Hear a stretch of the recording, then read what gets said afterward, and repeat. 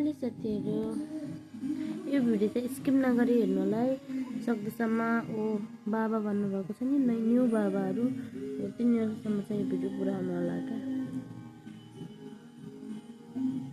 जुन पुरुष आफ्नो श्रीमतीलाई बुझ्दैन क्या, अनि त्यसले थाहा हुन्न कि रातभरि बच्चालाई कति तङ गर्छ, कति हेर्नुपर्छ।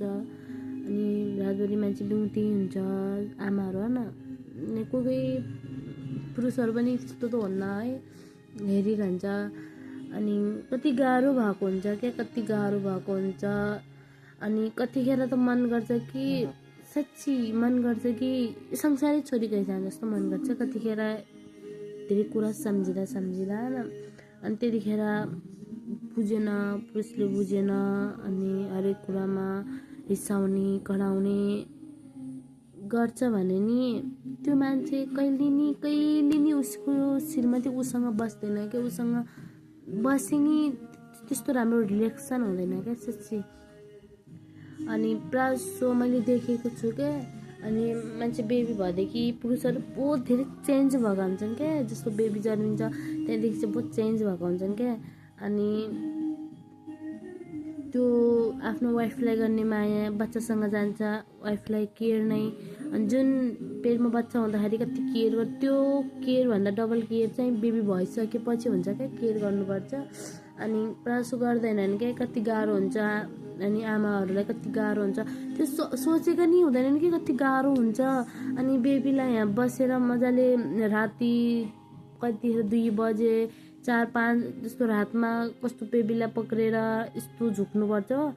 हुन्छ सबैको घरमा हुन्छ यो सब, कस्तो यो भन्दैनन् कि बिचारी अनि यत्रो बेर भइसक्यो सुतेकी छैन, अनि एकछिन म समात्छु ल्याऊ तिमी सुत भन्दैनन् क्या।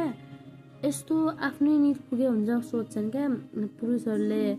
अनि कुन दिनमा नि बच्चाको हुन्छ नि, आफूलाई पनि हुन्छ यार, यार एकचोटि मलाई रिल्याक्स गरेर बस्ने बाहिर हुँदो जस्तो आफूलाई मन गर्छ क्या।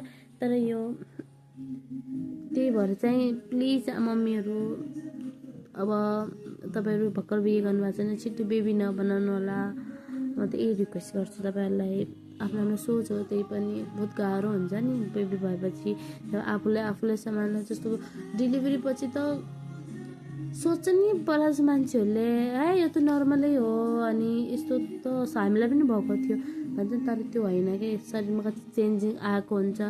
अनि बच्चालाई थोरै केही बिमारी हुनुपर्छ, आमाले यो खाँदा बिमारी भयो, आमाले उ गर्दा बिमारी भयो भने सुन्नुपर्छ, बहुत गाह्रो हुँदो रहेछ क्या।